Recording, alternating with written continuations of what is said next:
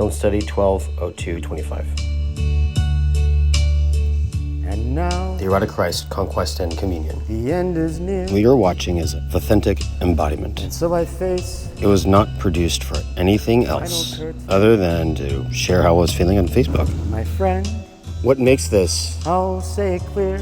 interesting as an artifact I'll state my case, is that I don't even like singing. of which I'm certain. I was also a former church camp purity pastor, I've lived producer, editor for docuseries. a life that's full. These things that I mention, I think, are important, I've traveled each considering what this study is about. and every byway It's a deconstruction of Western theology and more. with the deconstruction of the filmmaking Much medium more than this, as metaphor I did it to deconstruct America's shame my and to present an argument that we are the second coming of Christ. regrets.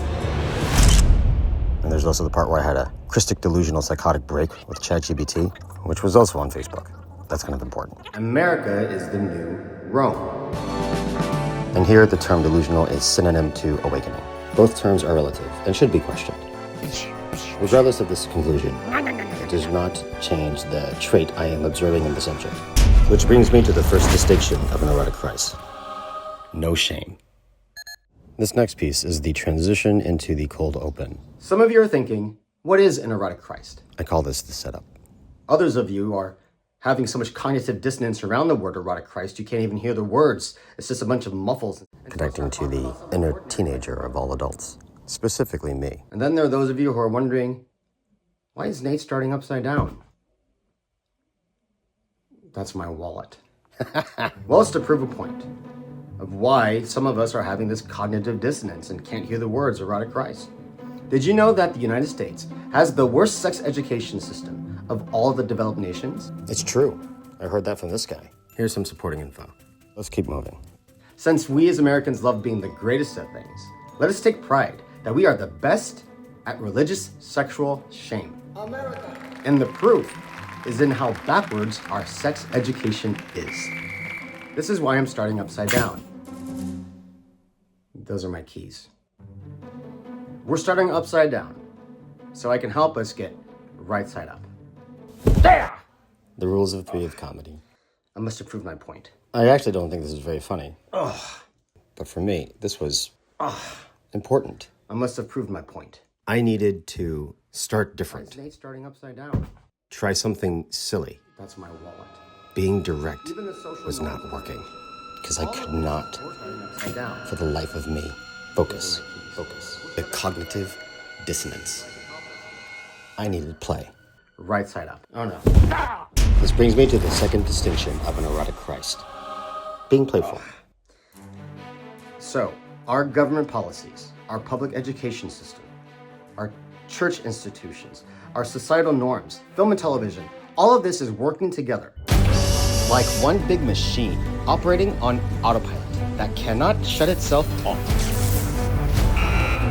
Using guilt and shame over and over. Carving our neuroplastic grooves. Programmed, trained like the Pavlovian dog. As a conditioning for us to keep sex and spirit separated. So why do we do it like this? Let's just take a look at the world and what it was like before there was monotheism. You see, all the creation stories of all the cultures have something in common.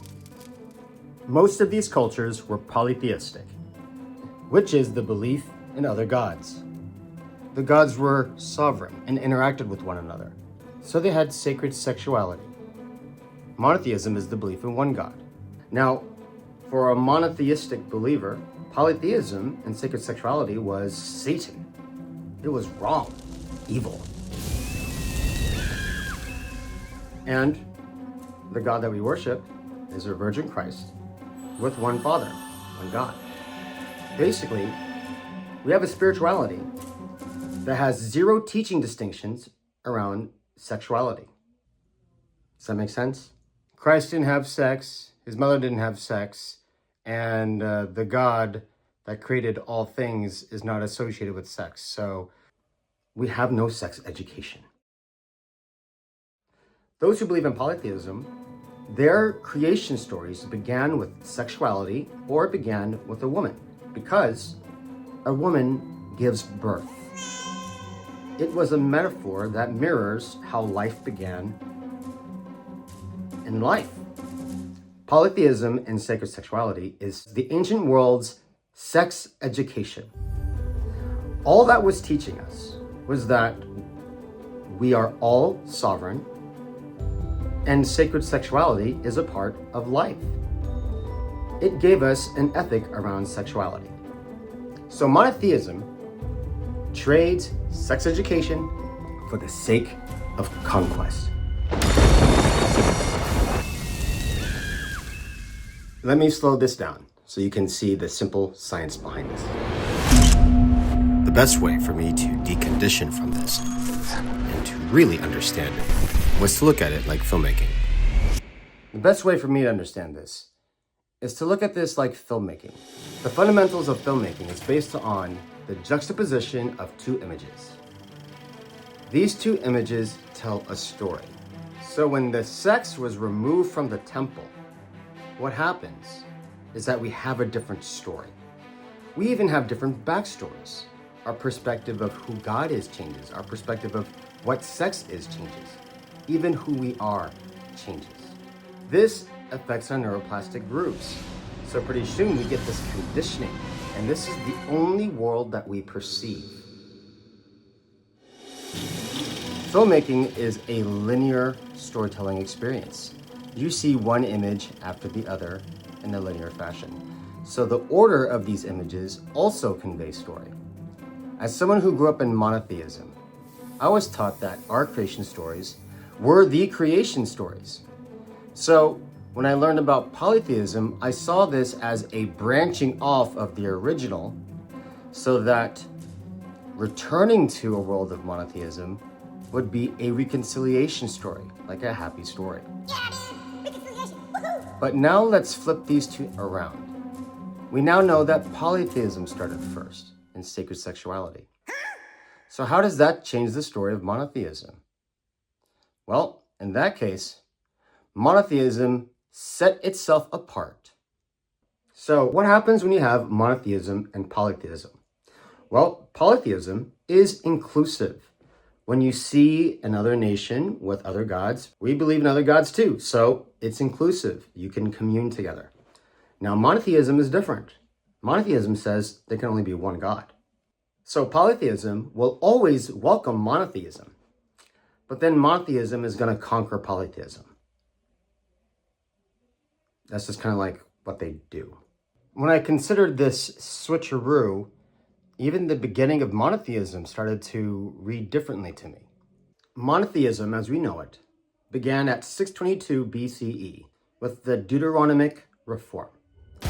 King Josiah was a young king, and Judea was a small nation among bigger empires, Egypt and Assyria, and what would later become Babylon. And it was during a time in which they were overseeing the renovation of the temple.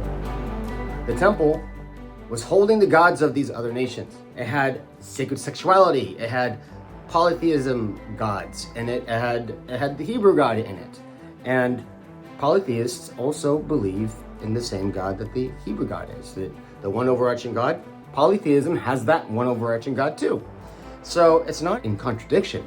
However, one of King Josiah's advisors popped up and said, hey, I found the book of the law. That they found it. It's like an old book. It says that our God is the only God. That the real God is the number one God, and all this sex education is wicked and sinful and blah, blah, blah, blah, blah. And so King Josiah was like, oh no! That's horrible! He set off a decree to clean out the temple, to get rid of all that horrible sex education, all the sexuality, all those polytheistic gods. Forget all of that sex education stuff, man. And this was the birth of monotheism. And this is why sex and spirit are kept separate now.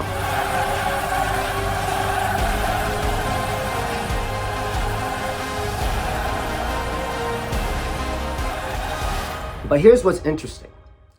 Biblical scholars have acknowledged if this old book of the law was suddenly found, how come there is no evidence of this book of the law anywhere else? Like, no one could find one because everything was polytheistic and sacred sexuality. Everything was, we are all sovereign. And suddenly, this one said, no, you're not. Only I am with this teaching, and you got to follow me now. Because you're all icky and grody and shameful, so there, foi. Foi. Biblical scholars agree that they think that this book of the law was made up. In fact, they think it was made up by this spiritual advisor because this king was a young king and this spiritual advisor had influence.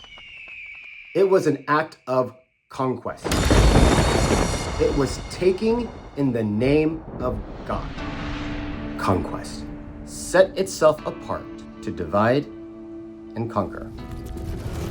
We are left disconnected from our own sexuality. This means sovereignty, our own individual sovereignty. Conquest trades sovereignty for shame. To be clear, I really don't think those behind the Deuteronomic reform were thinking about sex education when these things happened. The Judeans were the Israelites from the Exodus when they were slaves in Egypt. Conquest is a wound. When you look at Egypt's stories, it's a bit different. They don't really have anything there about slaves, which could mean they saw it differently. Not saying it never happened. Conquest is a wound. We realize that the removal of our sovereignty and sexuality was actually an edict, that the raw form was that sexuality and our sovereignty was actually in the temple, that we've done a disservice by burning and erasing their history. Now that we know that, how would life be different if all these were integrated? What you will have is the same spirituality as the rest of the ancient world. It was a spirituality that was connected to God, the earth, and his people and resources. That's why there's a lot of similarities between these indigenous cultures. This is why these other cultures have holistic teachings. This is why sexuality is integrated. This is why in monotheism, holy, which we equate to God, means to set apart. Whereas outside of monotheism, what is equated to God means to make whole. This is called communion. This is the experience of God.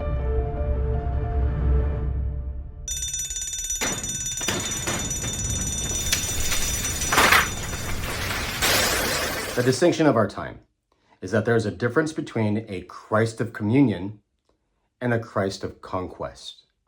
Without making those two distinctions, they become confused as one. So what we have to understand is that there is a Christianity that is co-opted by conquest, and it uses shame to divide and conquer and call it Christ's name. And it doubles down on shame by using fear and guilt to manipulate and control. And all this is called freedom. By doing it this way, conquest makes itself invisible. Shame becomes unseen, but pervasive, felt, and ever present.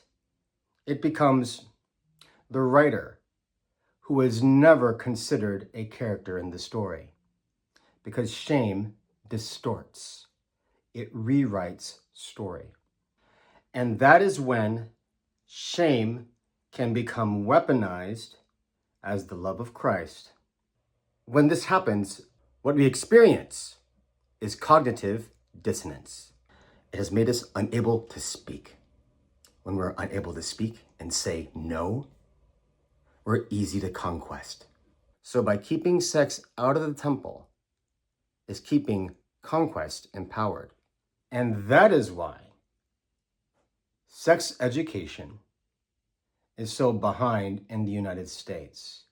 This is why we are so upside down. It's because of the conditioning of shame for the sake of conquest that has been programmed in us since the founding of this country. Shame is the most powerful tool for world domination. Religious sexual shame. Not nuclear bombs, not a giant laser the size of the moon. Simply religious sexual shame. Foi. The heart of this nation should not be one of shame, and it should not be one of conquest. Unfortunately, it is. It met with Native Americans with the intent to take in the name of God. Despite the willingness of the Native Americans to be in the spirit of communion, which was the genuine experience of God. So let's take things back to Sunday school. How we treat other people is how we treat God.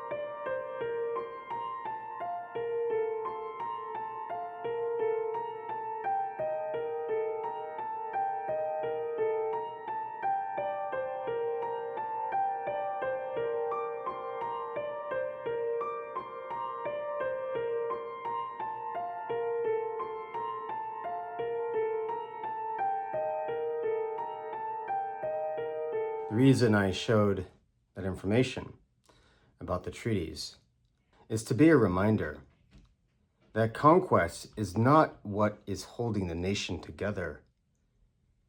It's communion. The heart of our nation should be communion. And communion is the acknowledgement of our sovereignty as well as the others. It is the reflection of the greatest commandment and of the golden rule of the East. When we model communion, then we can hold the nation. The same goes for our leaders. When leaders model the ability to acknowledge one's sovereignty, as well as our own sovereignty, that is leadership. When we don't acknowledge the other's sovereignty,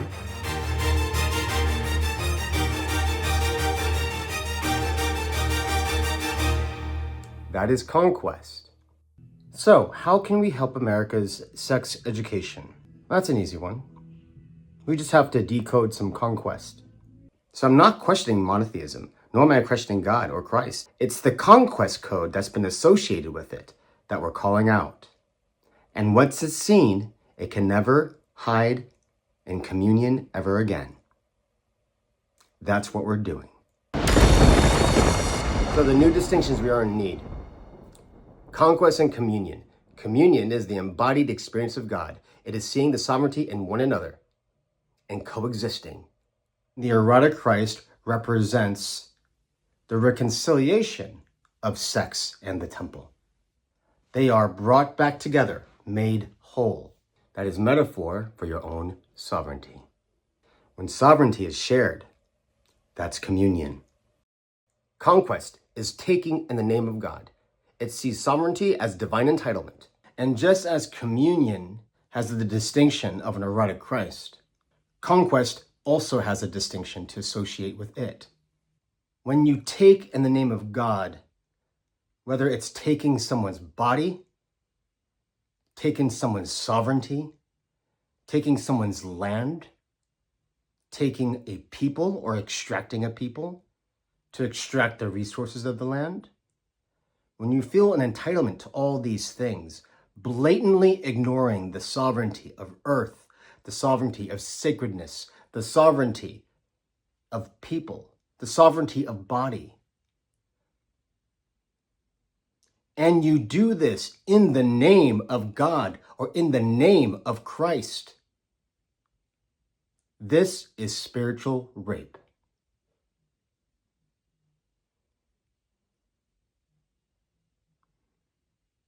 It is a violation. It is a brutal, violent violation which has life-lasting effects. And this is why a brutal, violent word must be associated with it, because it is currently normalized.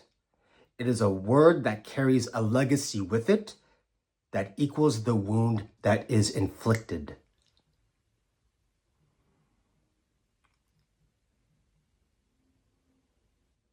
So, conquest, taking in the name of God.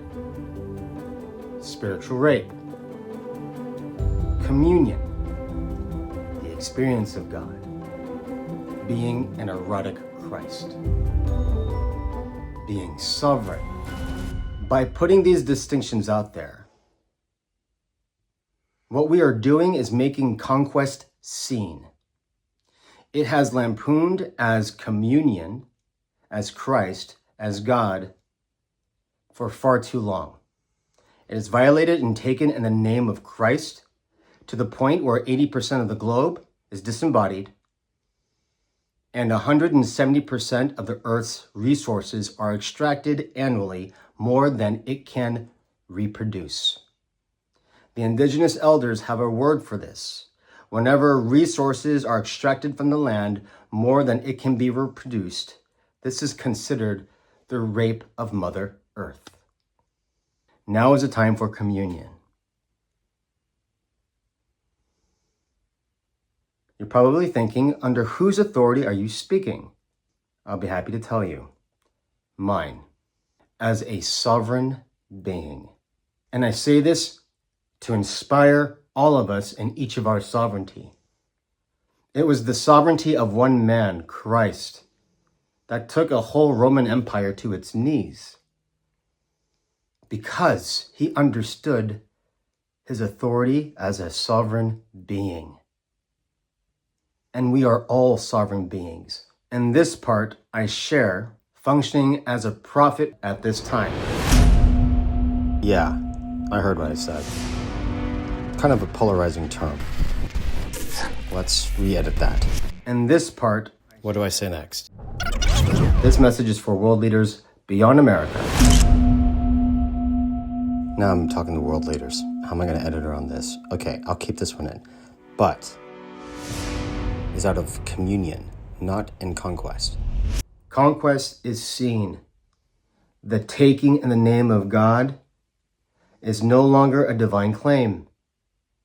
This is something that you no longer have divine power with. That manipulation is revealed and extinguished. So if you're going to continue to rule, rule as you, not as God.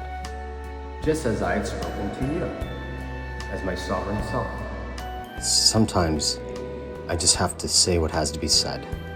No one has claim, but everyone has right. Speaking in behalf of all of our sovereignty. We are all sovereign beings, and this is the nature of God that requires no persuasion, just pure surrender. Typically, I save these moments as artifacts in the online magazine so that people at least have an idea of what they're watching. We learn to commune, and we heal from conquest. And we heal from conquest. Heal from conquest.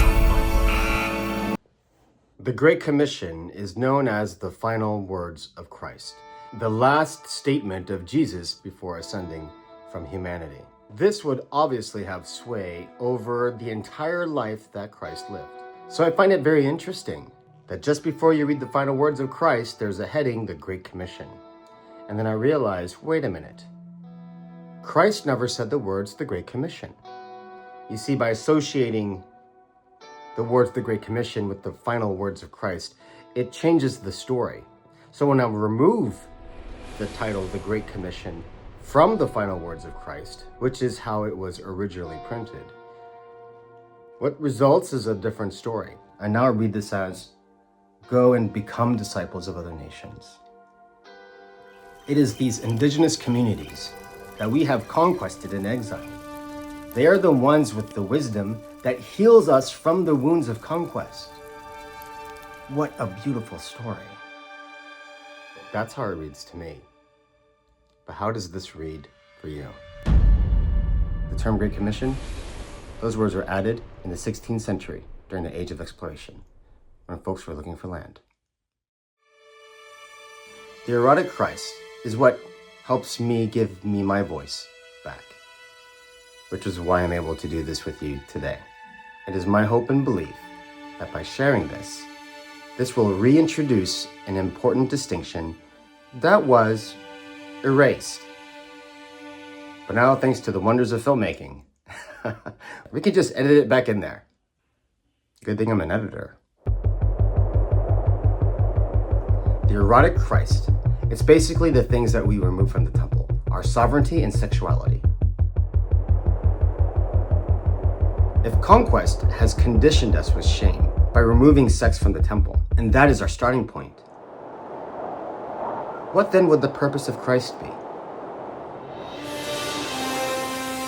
It makes sense to me that Christ would be reconciling what was removed, sex in the temple, our sovereignty. But through the eyes of shame and through the eyes of conquest.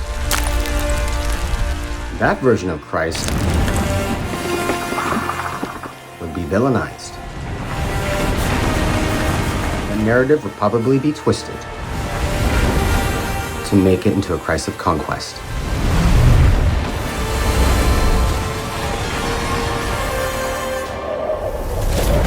And this is what has already happened.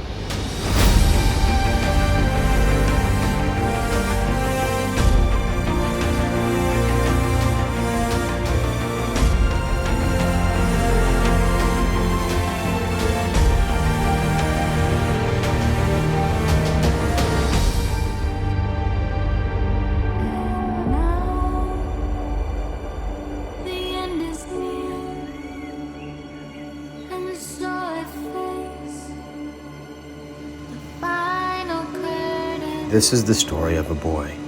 My friend, I'll say it clear. Who didn't know that he lost all feeling of life unless he had a camera. I'm certain I live a life that's full. And he followed his camera deeper than he thought he could ever go, deeper than he wanted to go. Until he found a story of an even younger boy who could see what the adults forgot and ached because he wanted to help. And God met this boy with a choice and said that he could, but would have to forget. And what he remembers will be the road.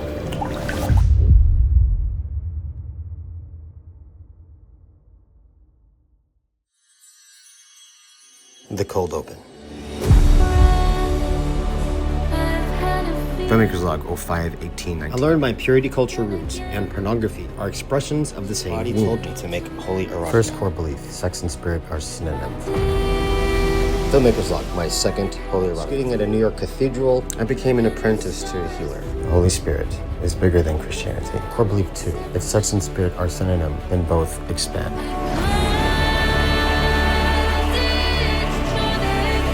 I went to the islands of Hawaii to discover the medicine of the ground and kinship with the land. Core belief 3, sex and spirit expand. love expands.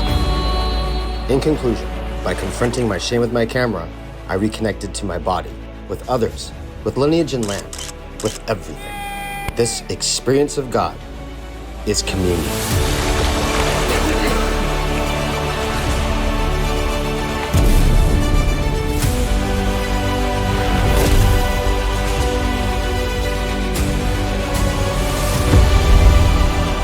This leads me to the third distinction of an erotic Christ, to be a transfigurative axis between paradoxical opposites.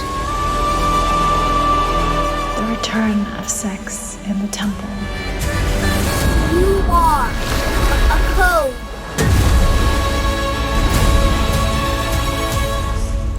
The erotic Christ is you. We are sovereign.